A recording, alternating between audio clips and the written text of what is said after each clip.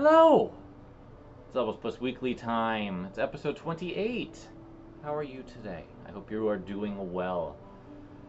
Today we're going to be going through all kinds of stuff. We've got a medley of topics. I'm going to go through my Switch games finally. We're going to wrap up my 2021 collection videos for the year with the Switch. And as you can see, I have decorated the cabinet here for the occasion with a bunch of characters from the Switch games I have. We're also going to have a pickup. I've got the Cris Tales Collector's Edition, and I open that up and show you what's inside, and I can't wait to play the game. I'll probably be doing that a little bit later today, which I'm so excited about. And then I also want to touch on the new Switch and Switch Online, so we'll do those at the end. Let's jump into the Switch collection. Switch is my favorite console of all time. I adore the thing. I think that it is a wonderful collection of new and old stuff. Nintendo's put out some of the best games they ever have on it. Just in my top 10, there's Breath of the Wild, Fire Emblem Three Houses, Mario Odyssey's on there, Xenoblade Chronicles Definitive Edition, Smash Bros. Ultimate, Splatoon 2, of course. Not to mention third parties and all of the retro stuff. It is a retro haven. So many good compilations on it, and I have a few physical. Someday I'm going to actually sit down, hook up my consoles, and we'll do a digital collection video, I guess, because it seems unfair that I keep just focusing on the physical stuff. But anyway, we're gonna do what we do with these collection videos. I'll show it off as best as I can. The sun's being ornery with me and giving me a lot of glare, but I'll do my best. Just have some patience with me while I try to get it just right. I'll edit out long pauses. And I'll talk about my experience with the game if I played it. There's a couple on this shelf that I haven't played. I'm also going to do my best not to talk when I'm facing the shelf, so wish me luck. So let's get started with Fire Emblem Warriors. And again, there we go. That's not too bad on the glare. There we go. That's not too terrible. This is my favorite Warriors game out of all of them. I think that the recipe that Koei Tecmo and Team Ninja and Omega Force have created works really well with this game gameplay-wise. This is the funnest one for me to play. I do have to say that I think Hyrule Warriors Definitive Edition will probably be the better game on the whole once I pick it up for the Switch, because there's a lot more character diversity. That is the biggest issue with Fire Emblem Warriors, is that the roster is only pulled from 5 games total, but it dominates with 3, which is Awakening, Fates, and Shadow Dragon and the Blade of Light, which is disappointing. There's 2 guest characters. There's Lyn from the first Fire Emblem that was localized, as well as Celica from Gaiden, aka Echoes, Shadows of Valentia. But on the whole, that's the biggest issue with this, is that the roster is very limited and there's not a lot of diversity in the movesets, in contrast to Hyrule Warriors, which is just all over the place. I did decide that I'm going to sell Age of Calamity. I played the demo. I just wasn't completely enamored with it. And I would need a Pro Controller to play it properly on the TV, and I just don't feel like dealing with it. I can pick it up later. Maybe they'll release one with all the DLC included. I doubt it. They don't do that very often over at Nintendo HQ, but is, if I can get the shine just right, Fire Emblem Three Houses, the greatest Fire Emblem game ever made. Just so much content, not even counting the DLC. With there's 4 different paths. not all of them are as fleshed out as they potentially could be, and it feels like this game definitely got rushed a bit at the end. But the characters are so good. The stories mostly are great. Wonderful music. The gameplay is as good as it's ever been. The voice acting is like that's the gold standard of the industry, is Three Houses in terms of voice acting. So well done. I can't complain a whole lot about this game. I played through it twice, and considering like each time is like 50 to 80 hours of playtime, that says a lot. And I have watched people play through the game on Twitch multiple times. Keita Nash in particular is a huge Three Houses fan. She's played through it I think 8 times. And I've watched a couple of those, and it's been a lot of fun. That's just how good the game is. So highly recommend it if you haven't picked that up yet. Next up is Splatoon 2. This is the cover's reverse side. Splatoon 2 is my favorite multiplayer game online, but I haven't played it for like 2 years. I think I'm ready for 3. I think I'm ready for 3. It's been hard to get people that I used to play with to play anymore as well. But Splatoon is an incredible series, and 2 is the best of the bunch so far, especially if you throw the Octo expansion into it. Including that single player content is phenomenal and has some of the best music, and a game full of incredible music. Just an amazing game. It's wonderful seeing Nintendo let their young staff begin to create their own projects, especially when they turn out as well as Splatoon did. And I think I mentioned this in my upcoming final top 111 song list. They do hologram concerts of Splatoon now. Just wild to me. Alright, here is Super Smash Bros. Ultimate.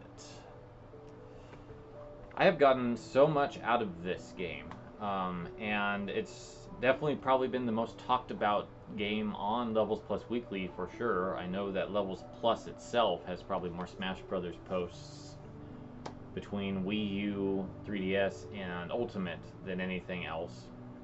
I love this series. I always have, and this is the one. It's just, it has the content. There's so many fighters, so many stages, so much music.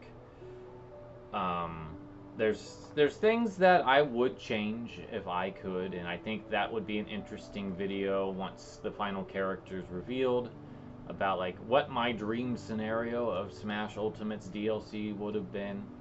But I have very little to complain about. This is my favorite fighting game of all time. It's 25, if I remember right. Next is Xenoblade Chronicles Definitive Edition, which is what it says. It is definitive. It is the way to play Xenoblade Chronicles. I burned out on the Wii one about 50 hours in. I wasn't quite halfway. I want to say maybe like just short of halfway when I stopped playing it the first time. I just got tired of the side quests, and just like, it's so big. It's such a big game. But I think that having that extra gap of time, having the side quests more streamlined in this, and like there's like FAQs and stuff where I go, how do I do this quickly? And I was able to do it. I think that helped a lot. The visuals are much better. I love the way that this game looks. And the soundtrack is... The original soundtrack was one of the best game soundtracks ever. And this tops it on every song except for one. I have to remember that. I can't... My hand doesn't show over here. One. Which is Gower Plains During the Day.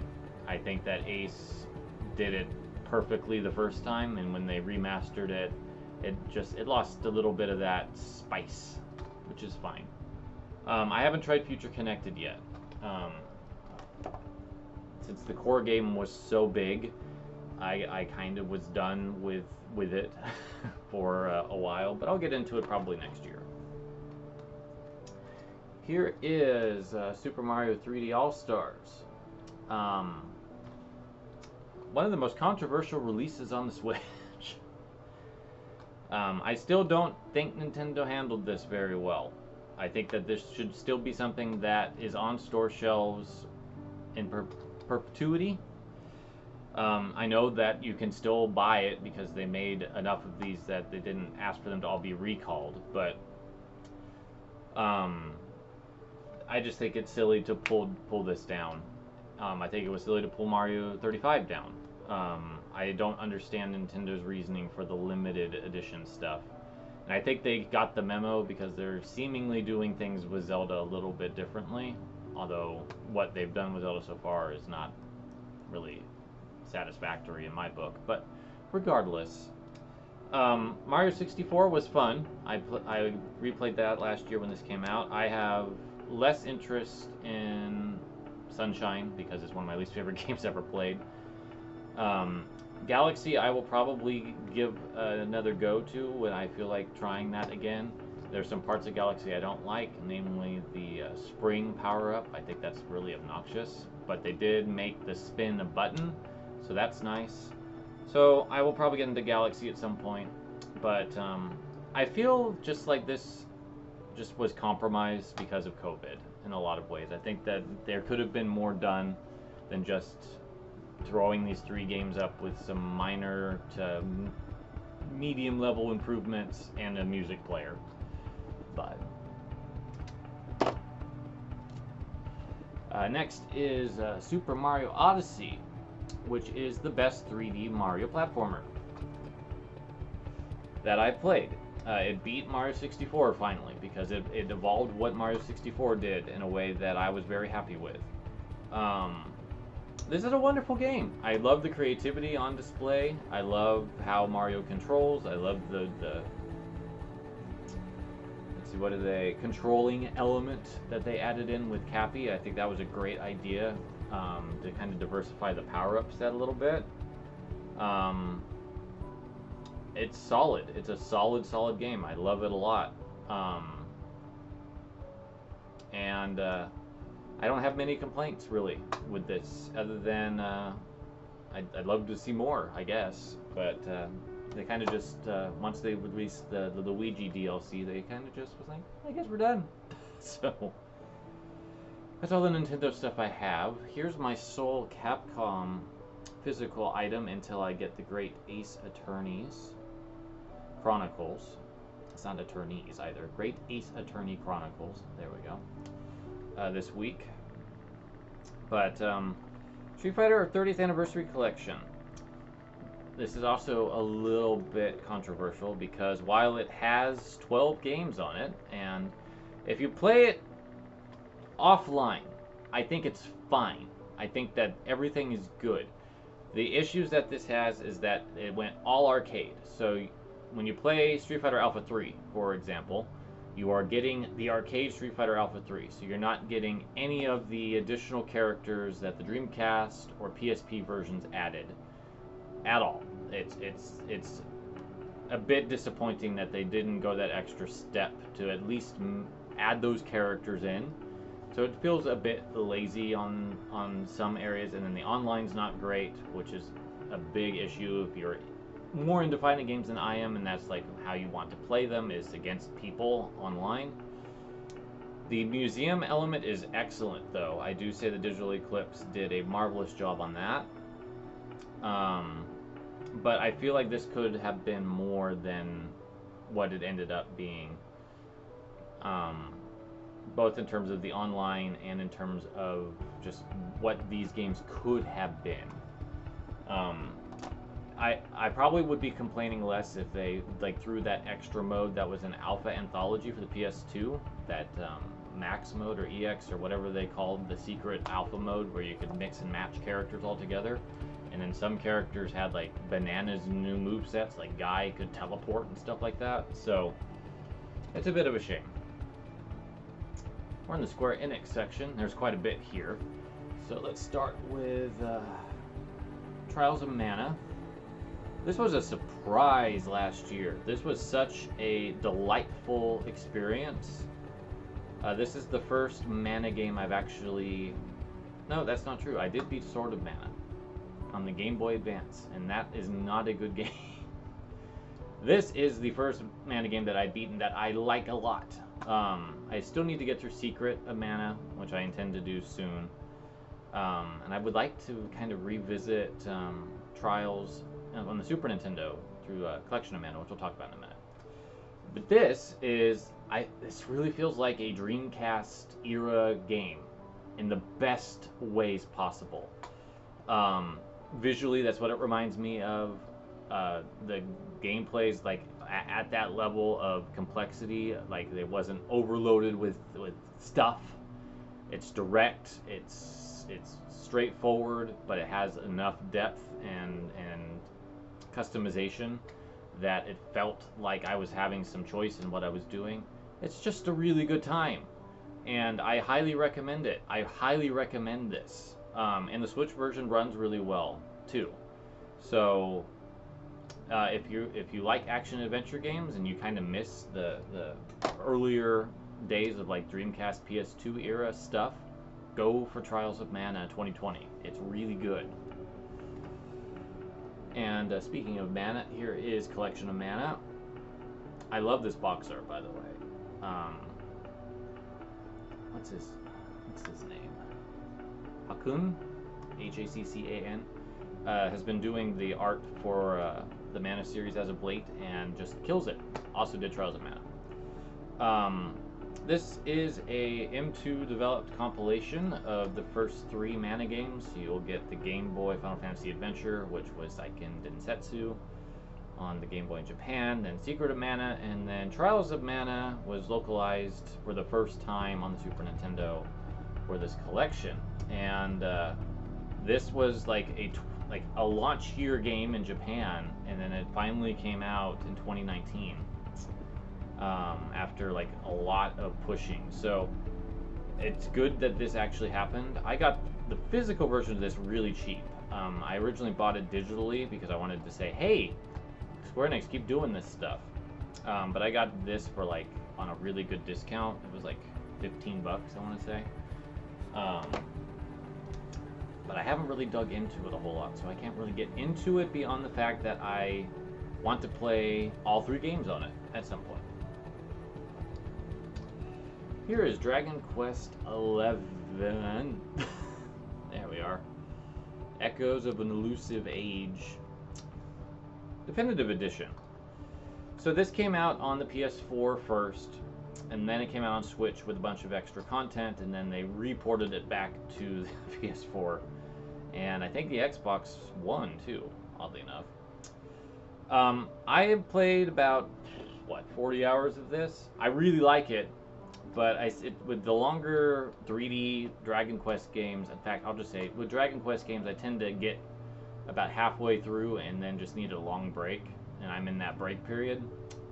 So I'm looking forward to getting back into it, probably in a month or 2. I'm going to try to get back into it and try to get it finished. Really good. As of right now, I would say that it is definitely in the top 3 Dragon Quest games I've played, behind 8 and 5. As of right now. It could top 5, though. We'll have to see once it's all done. There are some additional quests in this version that apparently are kind of lousy for some characters, particularly Jade. She has a pretty sexist, from what I recollect, quest where she has to like really do demeaning stuff, and it's not great. Don't support that. I'm not sure if I could avoid doing it, because Jade's like already like a favorite character because she's awesome. I didn't expect to like her so much because I don't really care for her costume. I think it's kind of bland. But her personality is really strong. She's really interesting. And Flavia agrees, huh? Yeah. On the subject of Dragon Quest, I also have Dragon Quest Builders 2. I played the demo of this and liked it, but I haven't got into the main game. So I can't really comment on it more than I liked what I played in the demo. But I'll get into it at some point. Now we're in the Taito stuff. Here is Darius Cosmic Collection Arcade. This is from Strictly Limited. This has all the arcade Darius games. So there's 3 versions of Darius, Darius 2, 2 versions of Sagaya, and Darius Guided. And this is number 403 of 1500, because they actually number their games. I have Cosmic Revolution also coming, which will come with crosscode and ease origin whenever that ships. But I was really pleased with how the collection, or the deluxe edition, came out, so I was very much game to get Cosmic Revelations Deluxe, so I'm excited to see what that looks like. And then I also have Darius Cosmic Collection Console, which has Darius 2, Sagaya, Darius Twin, Darius Force, Darius Alpha, and Darius Plus. And there's 9 versions of these 6 games. And this is 253 of 1500, so they just apparently didn't have the same number for these 2. The other thing I was going to say is that Darius Cosmic Collection was actually the very first Levels Plus video I made, back before Levels Plus Weekly even was a thing. I did this in November of last year.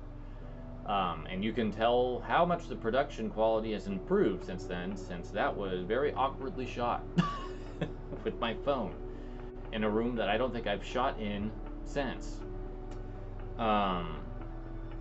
But I've dabbled with both of these collections. They seem solid. I love the Darius series. It's probably my favorite shoot 'em up series. So once I get to Cosmic Revelation, I'm going to just be really happy, because that's got all kinds of goodies on it.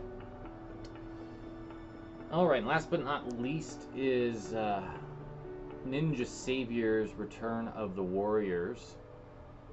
I do regret, after playing this game, not getting the strictly limited version of the collector's edition of this, because I love this game so much. It's so good.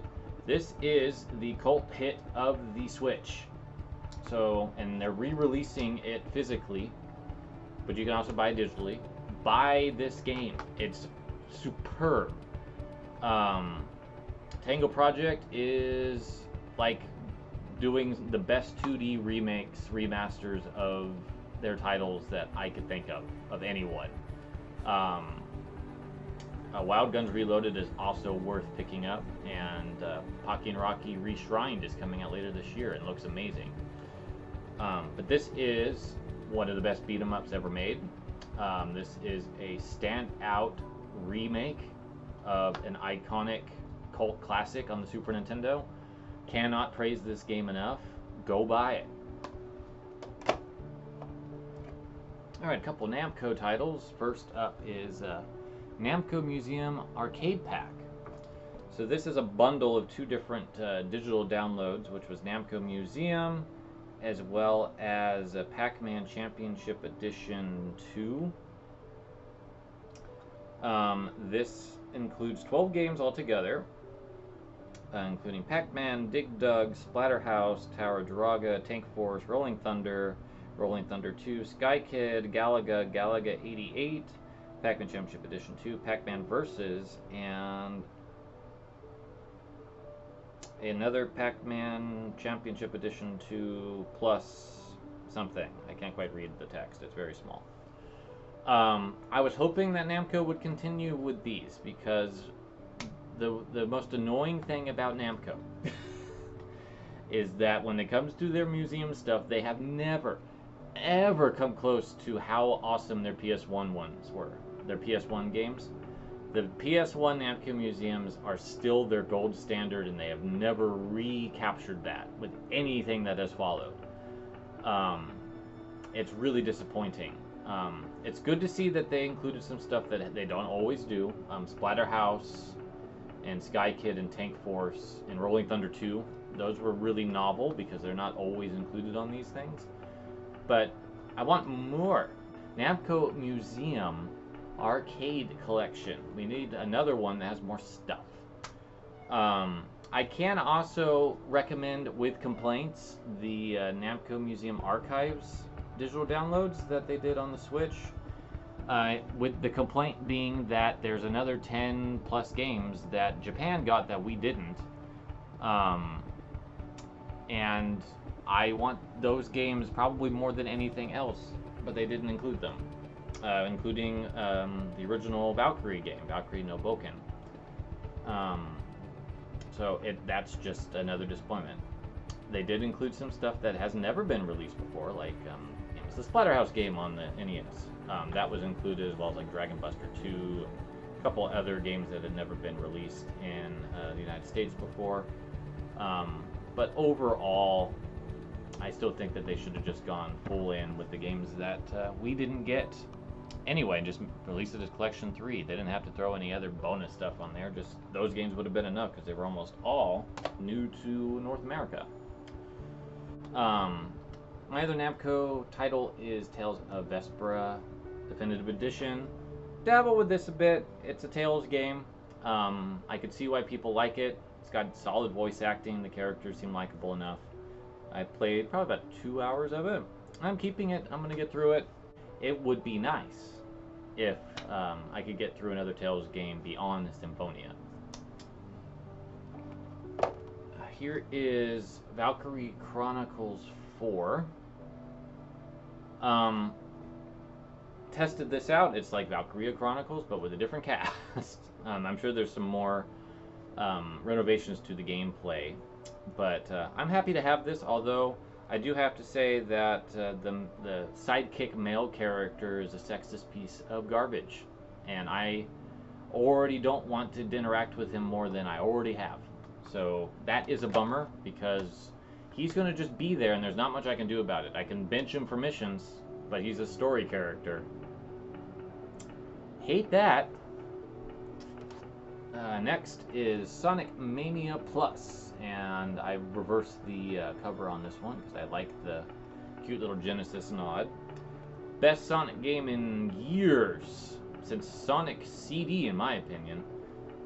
This is marvelous. Definitely worth picking this up, and you can actually grab it with Sonic Forces or Team Sonic Racing. I forget how Sega's bundled all their stuff together.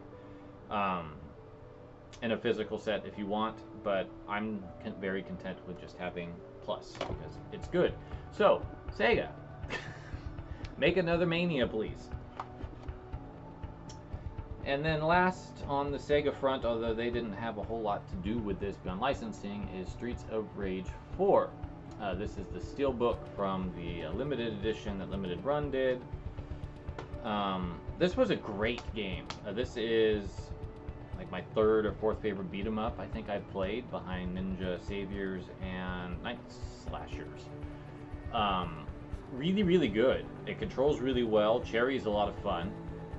The art is great. While the soundtrack is not as memorable as Streets of Rage 1 and 2, it's still good. I like it quite a bit, and I've got like all of it. And someday Mr. X Nightmare will be on the Switch. So there'll be more characters to play, but it hasn't happened yet. We're in the SNK section. This is the really quite phenomenal port of Samurai Showdown 2019. This is the Pix and Love version of the game, so Deep Silver published it in Europe. This is really good. The issue that I have is that it's really good, but it's a game that I want to play against people, and the online on here is, again, shoddy. So I haven't really played it a ton. I played through it with Shiki and Charlotte, I want to say. And it's great. It controls really well. It looks really good on the Switch. I would definitely say it's worth picking up if you don't have another platform to play it on. I haven't got any of the DLC yet, though. I'm kind of waiting for it to hopefully go on sale someday. Hasn't happened yet. And then here is Samurai Showdown Neo Geo Collection. I had to remember what it was called. Digital Eclipse did this as well. So this has all the Sam Show games that were on the Neo Geo, including a previously unreleased title, Samurai Showdown 5 Perfect, which they just managed to find the one existing board in the SNK offices. So they were able to get that and put it on here, so that's really cool. Extensive Museum, again, because Digital Eclipse did it. I think this is better than Street Fighter, the little I played of it, but I haven't got too deep into it, and I'd like to hope that whatever Digital Eclipse does next with fighting games, they can continue from here, because this was a definite improvement, I think. The last SNK thing is probably my most embarrassing box, thanks to Athena. This is SNK 40th Anniversary Collection, which Nippon Ichi Software helped with localizing and releasing here. This is another Digital Eclipse title, and this is probably their best, if you want my honest opinion. This has a ton of content. It has NES, Famicom, and arcade versions of all these games, if applicable. And it's got Crystallis on it, which was the first time it was re-released. It's now on NES Switch Online, so it's not quite as exciting. But this is a wonderful compilation of SNK's early days. Their quality ratio is definitely more hit or miss, but there are some really good gems on here, especially if you download the extra games. Alright, we're now into the kind of random one-shots area where I only have like a game from a particular publisher. But here's Sakuna of Rice and Ruin.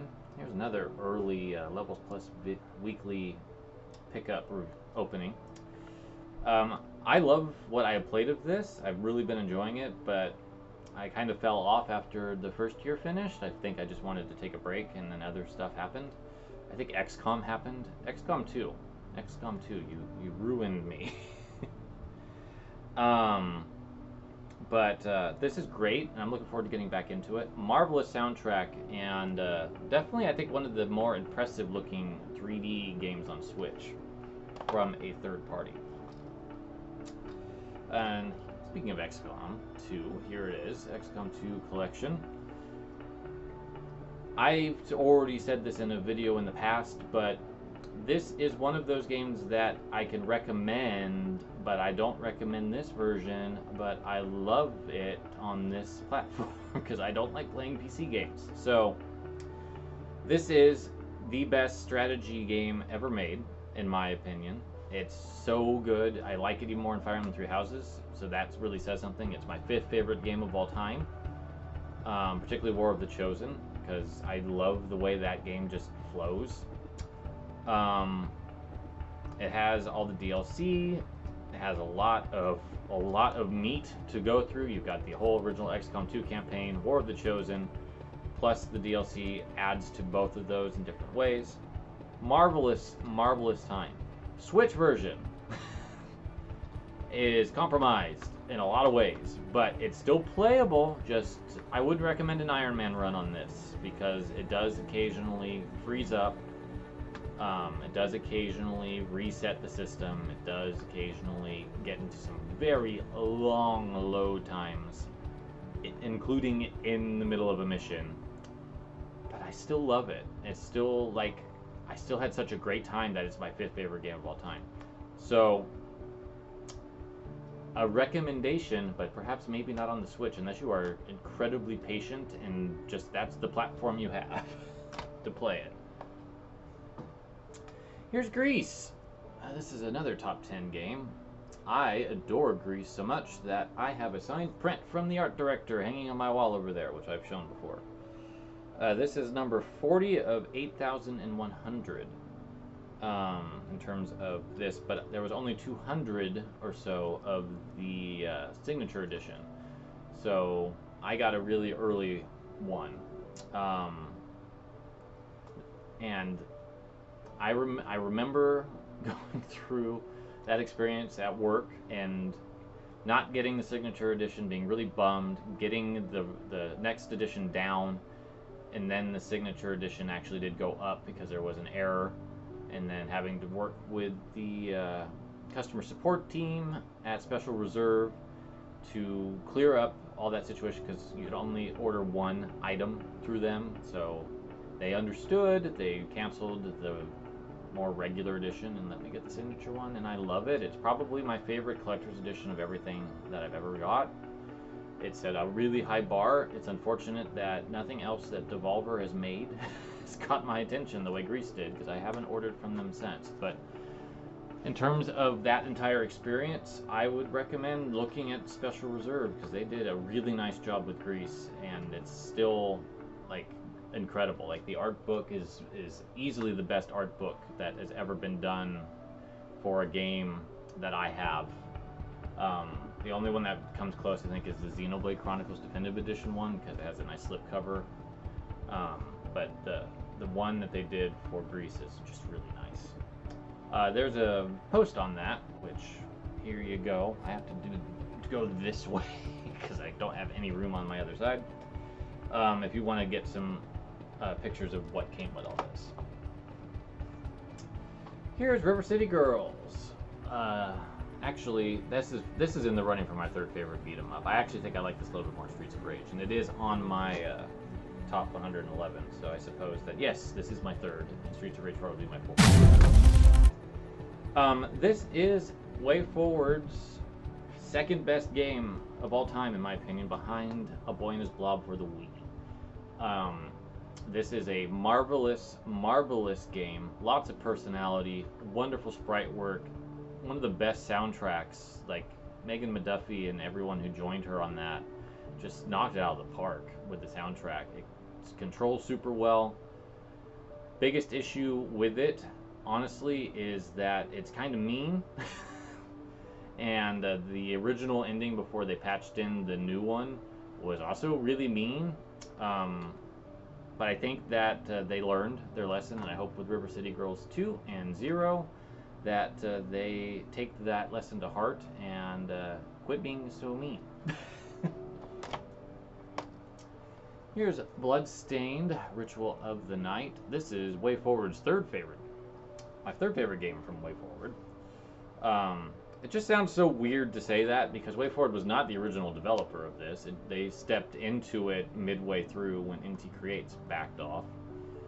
But they took it over, and I think that they did a pretty good job taking over a troubled development. This is a really good game. It's not the greatest on Switch. It has been optimized a lot since then. Since its original release. I played it when it originally came out, so it had some horrid load times, low quality visuals, stuff like that, but it's been improved quite a bit, and I haven't looked at it in the last few months, but after the big update, I looked at it and it did run better and it looked a little bit better. I do hope that with the sequel that they've kind of announced and are prepping to do, that they figure out a way to make the visuals a little bit more dynamic, because I feel like that was the biggest flaw with this game, is that it's a Castlevania homage, but it looked really just like, it just didn't look good to me, like the visual style. And I think that was just in part with learning the 2.5D process for Igarashi, because primarily he's done 2D games like this, and even like with horrendous recycling, I can't complain about the visuals in any of the Castlevania games that he worked on, except maybe Harmony of Dissonance, which was a little bit garish. But I understand why it was, because the original Game Boy Advance screen was not backlit, so it was trying to make it easier to read. Beyond that, though, I really like Bloodstained Ritual of the Night. It is a top 111 game for me, if I remember right. Check it out if you haven't yet. Now's the time, because it's been patched with a lot of the DLC incentives from the Kickstarter. Here is Blaster Master Zero. which includes all the DLC. This is from Limited Run. I got the Collector's Edition for 1 and 2, so we'll have 0-2 in just a second.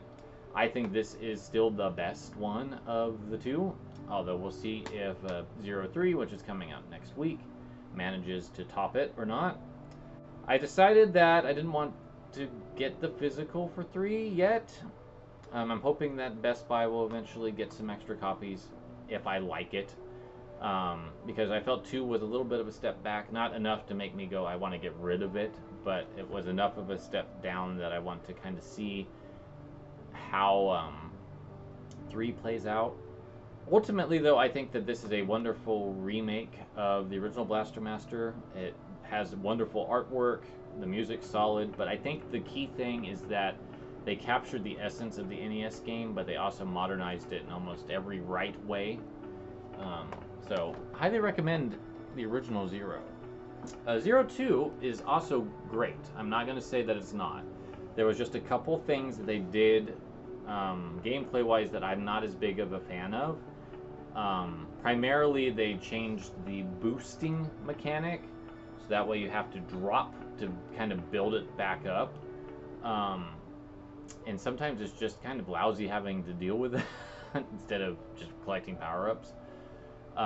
There was a couple of areas I didn't really like that much because this game's harder. Let's just put that out there. This game is a harder game. And there was a couple points in the original release that were kind of cruel, but they did fix that for the physical version that's patched, and they made a couple of those areas a little bit easier.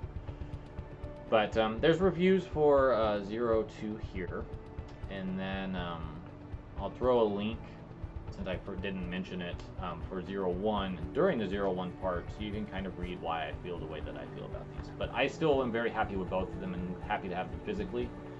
Just 3 I want to play first, and that I think that was kind of the deal. Here is Ys 9 Monstrous Nox Packed Edition.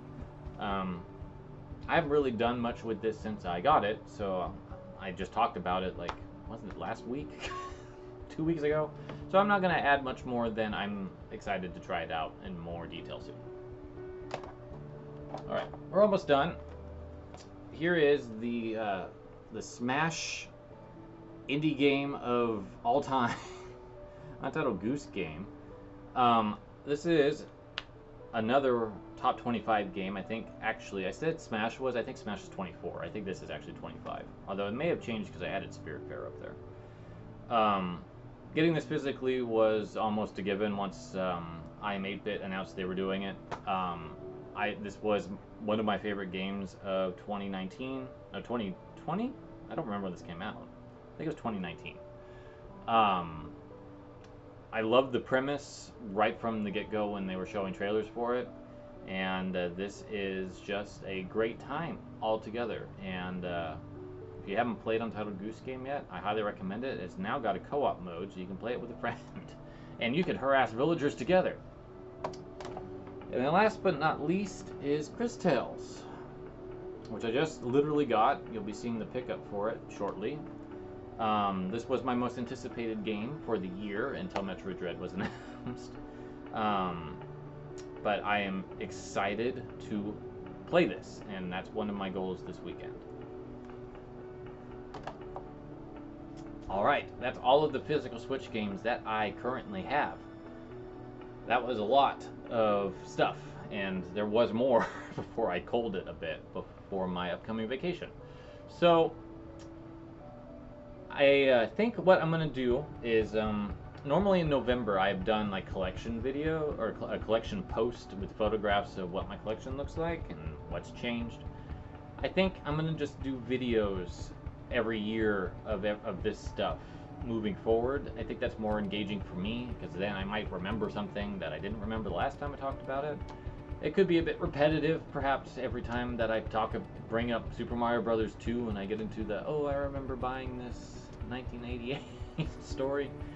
But I think that's just going to be more engaging for me, so that's what we're going to do. Let's cat intermission, and then we'll do the pickup for Cris Tales.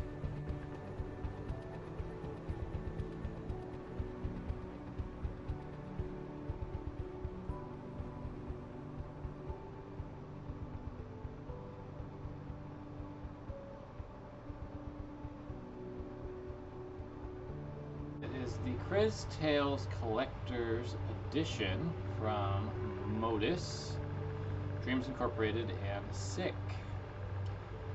This was shipped by Maximum Games, which I guess is a related subsidiary. Love the box. Super cool art. It'll be going up top there once I empty it out. So I'm going to back up now that I'm better lit. Let's see what's inside. So first off is this rather adorable plush of a character in the game. So this is Matthias. Has a little tag there. He's got big googly eyes. He's your time friend. As best as I understand. We'll just slide him back here, and I'm sure that Flavia will do nothing illegal to him while he's so close. Plus you got this action going on down there. It's great. Alright, so what else is in here? All kinds of stuff. So I'm just going to go ahead and pull the rest of it out. Another neat thing about this is that there's art on the inside of the box as well, Matthias. It's going to make it fun for me to close it. There we go. Just scoot this back here. Alright, so here is the game itself. As you might expect, I got the Switch one. What you might not be able to see super well here is this is a specially cut box that is also showing off one of the special prints that are inside, so it's three-dimensional. Let's go ahead and open this up.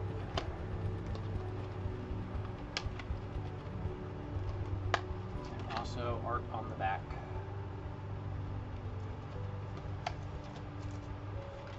Pull out all the stuffs.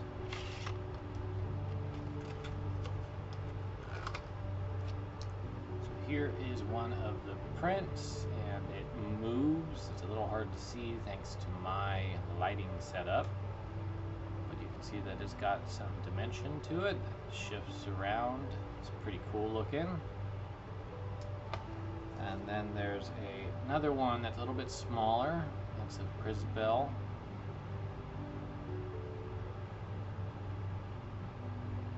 Ship's a little harder to see on this one, but it is there, I assure you. Yeah, I'm not quite hitting that angle, but if I hit it really sharp like this, it's there. And then here's the game. And then I believe inside. All right.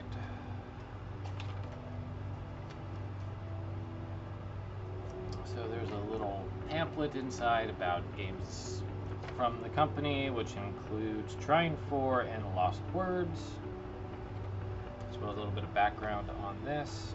And then there's a poster of the key art, which I like quite a bit. I love the art for this game. It is absolutely gorgeous, and it's what drew me to it in the first place. We've got some pins. Now, I don't know who all these characters are named for quite yet, but we see Matthias is hanging out over here. And then we've got Crisbell, Christopher, and the cranky time wizard guy, I think. That's what I remember from the demo. So those are all really cool. And then we've got stickers of some of the supporting characters that come up later. We have dings from my friend on Facebook. And then there's an art book.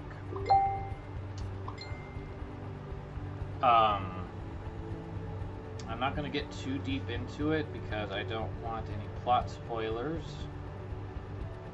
Because there is text on the inside. But there's concept art, animation frames it looks like. There's some background art. That's a safe page to show. I'm not going to show anything else from the inside though because I don't want to be spoiled. I've been waiting for this game for like 3 years. That's what I've got, and I am really stoked. It also came with some digital stuff, some digital avatars and wallpapers, as well as an expanded art book with more stuff that's not in this little book. So yeah, I'm pretty stoked to have Cris Tales finally. The ironic twist is that I never could cancel my Best Buy pre-order of this. So I have another Cris Tales hanging out at Best Buy, but I'm just going to let that one expire, I think, because I got the collector's edition, and I'm really happy that I went for it, because it's really nice.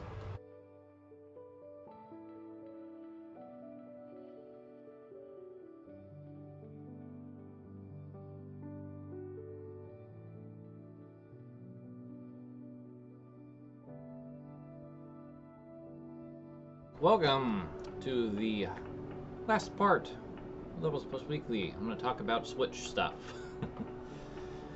Please pardon the mess behind me. I am in the middle of finishing up research, so I had to pull a whole bunch of books out from up there, and it just messed up that shelf, and then I messed up the shelf some more with other things. I'm feeling it's about time to reorganize the shelves a bit, so that'll probably be a weekend project. So next time we do this, it'll look a little different. So let's talk about that new Switch, the OLED Switch. Personally speaking, I am so thankful that this Switch is what it is. It's basically an incremental upgrade that does nothing on the performance side of things, and it's something I could safely ignore and not feel like I need to upgrade. That's just my personal opinion. I'm not excited about a Switch Pro. I am perfectly content right now with what the Switch is. I do think that we're starting to see the strain of the current hardware. I think that's another reason why Hyrule Warriors Age of Calamity is one that I've decided to sell, is because that game's having a hard time. And I think that's going to unfortunately continue to be the case. We saw it with Zelda Link's Awakening as well, that the Switch just couldn't handle all that grass. So it's clear that it's going to happen at some point, that we're going to actually get a proper upgrade from the Switch to a Switch 2 is what I'm thinking. I don't think we're going to have a Switch Pro. I think we're going to have a Switch 2, and my hope is that it will transfer all the Switch stuff to it, and it's backwards compatible with the Switch. Because if they do that, then Nintendo, I love you. If they don't do that, then I'm going to be grumpy about it. Because as I said, the Switch is my favorite console, and I have over 100 games on it. But the OLED is perfect for those who wanted more from their handheld experience. It's a better screen, it's better speakers, it's a bigger screen as well. They also did a couple small things for the dock, making the back port actually have a proper place to plug in a LAN cable instead of having to buy the Wii U USB add-on that I basically have. So that's a good addition, but they did hardly anything for the dock beyond that, and a sleek new visual design. And they put in a new kickstand for tabletop stuff, and that's about it. And that's okay. Honestly, if people were holding out on a Switch and they wanted to get the best one, this is the best one. It costs $50 more, so that's a bit of a sticking point, but I guess if that's what you want. If you want just a basic handheld, you've got the Switch Lite. If you want something that's like right in the middle and you don't really care so much about the handheld part, then you've got the standard Switch. And then if you want something that can dock, but is also a better handheld experience, you've got the OLED. So there you go. But I am not quite at the I'm ready for the next Switch phase. I think seeing Breath of the Wild 2 is going in Splatoon 3, it will probably determine that a little bit more for me. But as of right now, I'm glad that all those Switch Pro rumors ended up being for the OLED, because I don't want to Switch Pro. I want either a brand new system or to stay where we're at. So I'm content with where the OLED ended up. Other thing I wanted to briefly touch on was Switch Online. So I wrote a little piece here about the new games, if you didn't see what they are. They're fascinatingly bananas. We got Claymates, we got Bomboozle, and we got Jelly Boy. None of which I think people were really banging on Nintendo's doors for them to re-release. Claymates is like the side step of Clay Fighters, where they were still using that stop-motion clay technology that they used for Clay Fighters, but decided to do a platformer instead with it, and it didn't quite catch the mainstream appeal that Clay Fighters did, probably because Clay Fighters was aping Street Fighter 2. Bomboozle, which I think had a different name when it actually came out the first time, but I don't remember what it was off the top of my head. That game looks horrifying. I am not looking forward to playtesting it because the main character scares me. And then Jelly Boy's kind of got the same deal. It was a PAL-only game that is now coming to America for the first time, but you are like a sentient jelly that's shaped like a pink human, and your fist comes out of your stomach, but the way the sprite looks, it looks like it's coming out of something else. So, okay. And those are your games for July. No NES games. I believe this is the first time that the NES has gotten nothing. Another thing of note is that 2 of the 3 games coming out for North America this time are from Throwback Entertainment, which is another one of those companies that is collecting various IPs that have died along the way, like Pico Interactive, and reissuing those games. So it's another one of those that have joined the Switch bandwagon.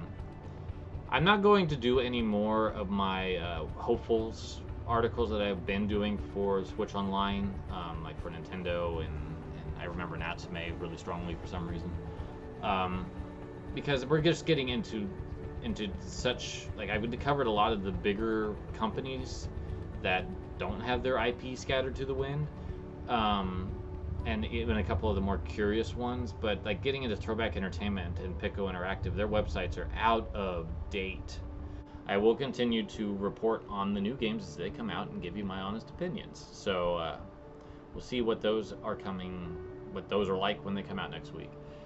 I do wonder, with the lack of NES games, what happened there, because I'm sure that Pico Interactive or Throwback Entertainment or Konami or Bandai Namco or you know, Culture Brain XL, Idea even, maybe. I don't know what else Nihon Telenet had on the NES.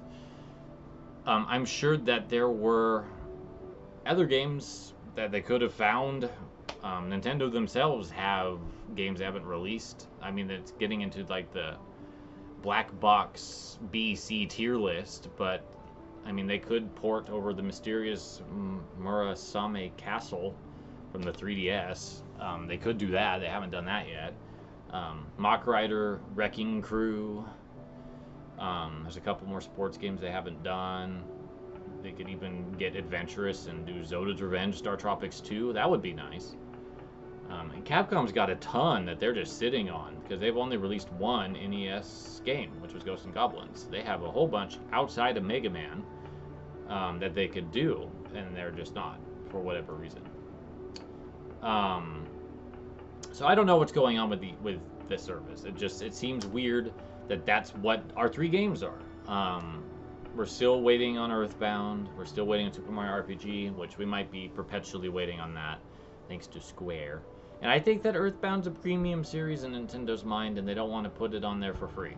I think that, unfortunately, Earthbound's going to either come out as a thing to purchase at some point, or it's going to not come out. And I think that's the reality we all have to face. Unless Nintendo does a virtual console service on top of Switch Online where you buy games, I don't think Earthbound's going to be added to Switch Online. I just feel like in Nintendo's mind, it's always been a premium title, because they've always charged more for it when they actually have re-released it, or they put it on like the Super NES Mini. Much like with Super Mario RPG, I'm kind of feeling the same thing with that, is that working with Square to get the licensing on that, it's kind of become a premium thing. But they're both wanted. And there's other Super Nintendo games that Nintendo could be doing too that they haven't done yet. I don't think we've got, like, they could work out something with EA to get SimCity back on there, because SimCity is a good, interesting port of that original game, and I think that would be cool. And again, Capcom and Konami and even Culture Brain Excel, and I think Natsume's still got some stuff. Like, they could release the Pocky and Rocky games if they work out something with Taito. They could release the Lufia games. There's a lot of potential with these services, and I feel like that's kind of why people are irked at what we've been getting, which is like really fascinating curios that nobody knows. Really. I don't think it's bad. I actually kind of applaud Nintendo for doing what they're doing, because it is nice seeing some of these B, C, even D tier level games again, because typically they don't include that stuff. They didn't, like, a lot of this stuff that's come out recently was never on the Virtual Console. It hasn't been re-released in years, since even the original release in some cases. So ultimately, I don't have an issue with it, because it's just something that you're getting on top of it. But I do wonder if the lack of NES stuff this time means that they're planning a new console release at some point. And it would be really nice if Square Enix would play ball and actually do something for this, but they seem to be quite content either re-releasing it themselves in compilations or doing the inexplicable and doing Steam mobile-only versions of games that people would buy on consoles, Final Fantasy pixel remasters. But anyway, that's a topic. That's a topic. I'm even wearing my Chrono Trigger shirt. That's a topic. We'll have to get into that Square Enix boat again sometime soon. Anyway, that's what I wanted to think out loud about in terms of the Switch was those two things. So I think we'll call it an episode. Now, I think what I want to do is I'm going on vacation next Sunday, and so I need to kind of get my house in order, get myself packed, get everything ready to go for that. And adding a video shoot in the middle of that is going to be kind of a pain. So I think we'll take a break from Levels Plus Weekly, but I do have the last episode of my top 111 songs. Now, if you've been watching the other ones, you'll be like, but you still have like 31 to go. Well, they're all in one episode, so you'll be getting a super long deluxe episode of that to wrap up that show. So that'll be next Sunday. And then Sunday after that, depending on my exhaustion levels and all that, we'll try to have something up, but I'm coming back Thursday. So I should be able to do it. We'll just have to see where I'm at. But from there, we'll get back into the weekly swing of things. So thank you so much for watching. I hope you had fun listening to me show off my Switch stuff, talk about Switch stuff, and getting a look at the Cris Tales Collector's Edition from Modus. Until we meet again, please take care, friends.